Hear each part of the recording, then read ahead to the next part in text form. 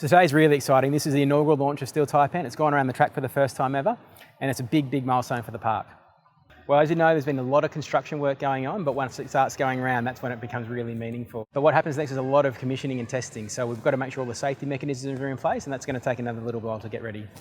One of the best parts of this project is 98% of all the work that's been done on here has come from Southeast Queensland businesses. So that's another really exciting thing, something we're really proud of. So it's got 3.6 Gs, 1.2 kilometres of track, 105 kilometres an hour, triple launch, spinning gondola, so many great things about it, and that makes it what I think is going to be the best coaster in Australia.